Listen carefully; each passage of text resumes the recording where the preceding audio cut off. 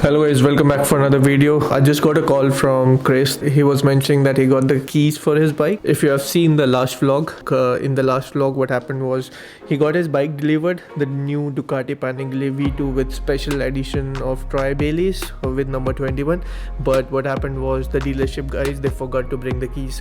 So there was some mix up that initially they thought that they have already given keys to Chris, and he was thinking that dealership has that and they'll bring that with them when they were delivering the bike.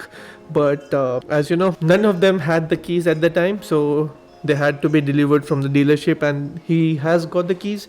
Now he just pinged me mentioning that he has got the keys, and if I want to take a look at the bike, so I'm just going there.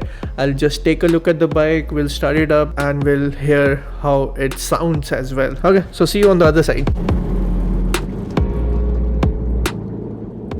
So we have reached here. I'm just waiting for Chris to come down. I just texted him that don't forget the keys this time. just a pun. So I'm waiting for him. Once he comes down, we'll look at the bike and then we will start up. We will see how it looks when it is starting. Wow. So how was your experience first ride? You are on camera.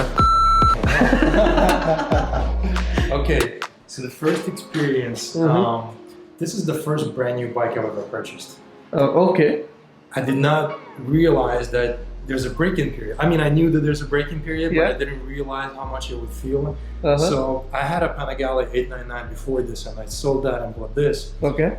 And I was like, I give it the throttle. I'm like, oh, this is bullshit. What the hell? So it was in sport mode. I'm like, all right, let me switch to race mode. I switched to race mode, and I'm like, this is crap. I'm like, yeah, now I understand why this thing needs an exhaust. And then I spoke to Broman, and he goes, you know, the first 630 miles, the bike is really tamed. You got to take it in for service, and then they open it up. Oh. Yep. So that's interesting. Yeah, and I forgot about that. I knew that I have to do 630 miles and then take it in for service. So on a brand new bike, on a brand new Panigale, first of all, I have not taken it over 8,000 RPM because I'm trying to follow the guidelines. Yes. I don't think I've even done over 100. I don't really look at the speedometer. I saw I did 90 a few times and then I just stopped looking. So I don't know if I broke 100 yet or not. But yeah, power delivery is it's really nothing special, to be honest with you, but that's because the bike is purpurposefully, tamed down. Brakes, I didn't really get into the brakes. So they're very, very soft at this point. I've only have a little over 50 miles on the bike at this point. I was out riding yesterday, so I didn't really get into the brakes too much. Okay. So I don't know if I said the brake pads. I was talking to Gennaro the professor from Greensboro, and he said, the Brembo brakes, I'm not crazy about them. He puts different brakes, but I haven't set them yet, so they're kind of soft. There's not a lot of bite. I don't really know. First time I went out for a ride, I didn't really feel, because the all-in suspension is obviously the best you can have in a business. And I didn't really feel much of anything, but I just literally went around here and I'm like, oh man, did I make a mistake? Really? The 899 was so alive. And then yesterday when I went riding, I didn't really do much. Again, I'm not pushing the bike. The tires are brand new. I haven't really broken them in. If you look at my chicken strips, I didn't really lean it. So I didn't really do much, but even though I didn't really lean it much, I could feel the suspension. I could feel the all-in forks and the steering damper. That was very nice. I didn't really get into it. The bike there's still a braking period, so unfortunately. Yeah, you cannot do that much. Yeah, I can't really say much. I can't say much. I felt the suspension, that part I could definitely see where it could be special, but I really need to break the bike in more. The more accurate feeling would be after 630 miles and after the first service. But right now, I'm not really pushing it. My next goal is so if you take a look at the rear tire, like I said, I really didn't lean it. I just kept it upright for the most part. So not at all though. yeah, exactly. There's nothing here. So my next goal is next time I'm gonna go out is I'm gonna break the tires in. So that I can do even with a brand new bike. That's not a problem. Yeah. So I'm gonna get this sticking trip maybe down to here or something like that. Yeah. That's interesting though. I didn't realize about that part of breaking in period during the first service you cannot feel all the power and all. Yeah, me either. Like I said, this is the first brand new bike I've ever gotten. Interesting. There's a cool thing for you that you can check out, actually. Well, first of all, starting. Finally, the key. Yeah. Show me that key. That's the key. We were missing that day. Yeah. One of, yeah. Because I have a clear clutch cover. Oh yeah. I have already mentioned that in the first part of the video. There we go.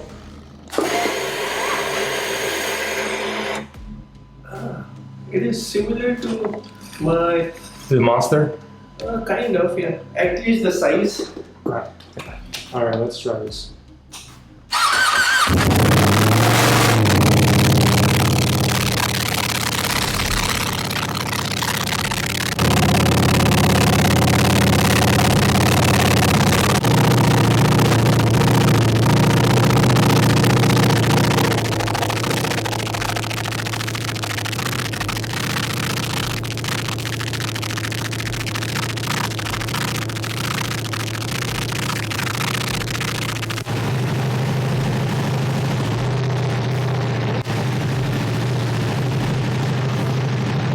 So the tail tidy. Yeah, tail tidy. And then I asked him to put this on. That was like obviously the biggest thing. Yeah, I was wondering that it came with that. I mean, because it is special edition of Troy Bailey's, probably it came with that. But then, yeah, It did not that makes know. sense. Yeah. And then this is also aftermarket. Yeah, definitely needed. The radiator guard is coming. Okay. And then the axle sliders for the front and rear. I haven't put them on yet. I was gonna do it last night, but then Okay. somebody got into a conversation. So these are gonna go on the axle Oh, sliders. yeah. Yeah, and then the mirrors are just. And I'm sure this is no news to anybody, but they're useless. They're completely useless. I was like, They don't even fold, right? these don't fold. It's funny because the 899 they did fold in this way. These do not, and I was messing with them all day yesterday. It's like, all right, how do I view some? Couldn't view anything. I just could not view anything. No matter how I did it, it just they don't work. So I was thinking about getting like stealth, where Zoma makes stealth mirrors that you can add here that look really cool. I don't like barons on sports bikes, and I can't do that here because I have the lever guards. So I was thinking about the Rizoma ones maybe. Oh, and then this. You love that? No, it's Really? terrible. It's like sitting on a brick. So this is bad if you want to sit in there, whatever. So I had the 899, and I read before I bought the 899. I read people saying how uncomfortable they are, and I was like, all right, let's see it. I rode it for 20 minutes, and right away I said new seat. It was sliding all over the place. Now this. You don't slide. They've done a great job of keeping you on the seat, but it is so hard. Yeah, it's hard. It's not. I rode for a short period of time and my back started hurting. I found myself constantly adjusting. I was talking to someone today who's a very hardcore racer, and he said when you're on the racetrack, you're not really sitting much on the seat anyway. He said they were just sitting like on a carbon fiber plate, no padding at all. So I said, all right, okay, well that makes sense. But I'm gonna ride the bike on the street sometimes, and maybe take it for a long distance. And when I put a Corbin seat on the previous Panigale, I could ride for 5 hours straight without any pain. Okay. It was that comfortable. It made such a huge difference. And I read online people saying, oh, I wish I'd done it earlier, blah, blah, blah. And then when I did it, I just noticed a huge difference. So Sargent makes custom-made seats for V2s that Corbin doesn't, not for V2. Oh, okay. So I'm gonna actually buy an extra seat because I don't want to ruin this seat. This is the special edition. It's nice. Yeah. I'm gonna buy an extra seat and send it off to Sargent and have him make a custom seat because this is not comfortable at all. It's better than the previous versions, I will say. And the special seat is nice and it keeps you in place, but it's so tough. And if anybody calls me a pansy and says, "Oh, you're not supposed to be comfortable," up yours. My butt is delicate. Yeah, I thought that day when you sat on the bike, you were mentioning that this feels really good. Yes. But you only get to know when you are actually riding. Yeah. At that time when I sat on it, I was like, "Oh, this is better than the previous version," and it is. It's so much better. We've done a much better job of designing this seat versus like the 899, or the 959, which is just terrible. Much more comfortable, but Still no good. For me, I don't know. Maybe on the racetrack it's perfect. Yeah. But on the street it's not. And maybe I'll just keep both seats and then use this on the racetrack and then the other one for the street. Yeah. We'll see. I don't know. But I want to be comfortable. Yeah, definitely. I think most people. So when most people ride, I think what's happening is, and not I think that's been the case for a lot of people, is that they will ride. Put that on the stand. So the weight is always on the wrist, right? Because it's a forward seating position. So your people are always on the wrist, and that's the last thing that you want to be doing when you're riding a sports bike. You always want to be hanging out with your knees, and then the wrist should not actually be like this. You should be loosened and relaxed. So this way you could really maneuver on the bike, and then you're holding on with this. And if you do that, pretty much almost any sport bike is it becomes really comfortable as long as you keep the weight off the wrists. This here is just, the seat is so hard, but it's not that hard, but it was uncomfortable anyway. And then the other thing is, they changed this from, like, let's say the 899. My knees fit so much better here on the 899, and the tank, the way it was positioned. When my knees were here, they would just slide all over the place, so I needed tank grips. And I have tank grips for this, which I'm going to put on, but I'm not really sure it's necessary. See how, like, the cutout is here? And the cutout is there to fit your legs. Yeah, it's really, it's the sliding and slipping here is not too bad. You can really feel it, but yeah, maybe I'll still put on tank grips. I'm not sure. Other thing that I was interested in knowing was, what was the ordering process and how did you order it? Did you customize it online, or did you go to the Greensboro showroom and then they helped you to customize it and order it? Yeah, the process was actually very fun for me, at least. The way it was for me is I called Greensboro for the first time. I didn't know who Gennaro was, we'd never spoken, and I'm just looking around for a V2, and then we got talking about this. So eventually, when I decided to order it, I just called up Gennaro, told him everything that I wanted. And we emailed back and forth a few times. He said, "Hey, do you want to do this? Do you want to do that? How about this? And, make the bike look better, or you could use this." And I told him, I said, "Oh, I want certain aftermarket parts. I want this. I want the radiator guards, the axle sliders, and all that." And that was it. It was just email, phone calls, just chatting about bikes and racing, and that was it. I didn't spec it online at all. I looked at it prior to it, but in terms of ordering it from Greensboro, the actual process was I just picked up the phone, told Gennaro what I wanted, a few emails back and forth, and that was it. And then when it was time to sign the paperwork, I drove to Greensboro, I signed it, and that was that. Perfect. And other thing that this bike has this white patch, and you can already see how dirty it is getting just after one day of riding. Yeah, just one day of riding. That's exactly right. I haven't had time to clean it when I got back home. I looked at it and I was like, what the hell?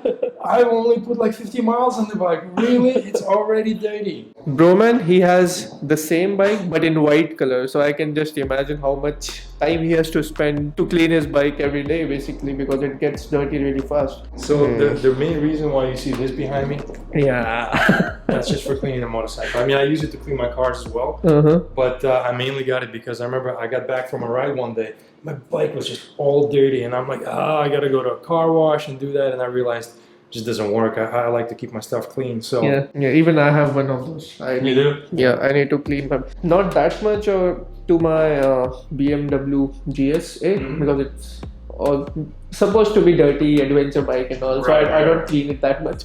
But my Ducati, I keep it always clean. I mean, use this guy MONYC, which you know them. Brand, they're a bit expensive, but I swear by them. I've gotten so many dirts out of them. I don't know. I haven't even looked if they do motorcycles. And then for drying the bike, I was thinking of using an air compressor. Yep, you already have that set up, so that's gonna be a good one. You just use you don't use a pressure washer or anything like that? No, just the normal. Because to be honest, this one still has a lot of paint work, but on my Monster, it's just the tank and the seat cowl probably. That's it. There's nothing more that you need to. Right, because you don't have any of these. Right. It's a naked bike. Right. Yeah, it's a naked bike. It's just the tank. So this is the first time I'm opening this thing. Let's see what happens.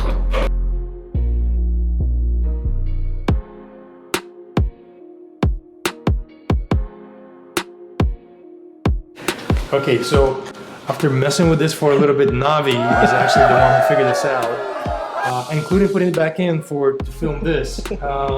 Twist the key, and then that's the huge storage compartment right there. You can fit some suitcases and all. Yeah. Not even a toothbrush. You know, maybe some Q-tips. That's about it. Yeah, there's no space. And then putting it back in again. You figured this out. Yeah, You got it now. I think so. I mean, we'll see in a moment. Yep, it's in there. Nice. Once I break it. So I think I'll come back later when you're done with the service, and then I want to know your views after doing that, because that is the time when you said you will have like more power and probably you will try to take it to the track as well. 100%. This is why I bought the bike, is for the racetrack. Yeah. I kind of feel a little bad because, you know, special editional, but that's what this was made for. It was made for the racetrack. Yeah. After the first service, I think it was going to be the more accurate. Because I was thinking about this, you know, like you watch these journalists, automotive journalists, and review all these bikes and cars. I guarantee you those bikes are well broken in by the time they're reviewing them. Exactly. There is no way that they're doing like a bike that hasn't had its first service, because they would have been like, oh, this sucks. I realized, I'm like, okay, they give the press bikes, they give them broken in. Okay, so I've kind of reviewed the bike and got his first impression, and it was interesting to know that it needs first servicing to be done before it is breaking in, and you can do a lot of more things and you will get more power and it will open up and all those things. But it was interesting because you don't get to hear all about that somewhere else, like on those moto vlogging channels or moto review channels. They don't tell you all those things, but it was really interesting. I think very good observation from Chris. So I'm just leaving from here. I'll close this video, see you in the next one, and make sure to subscribe and like this video.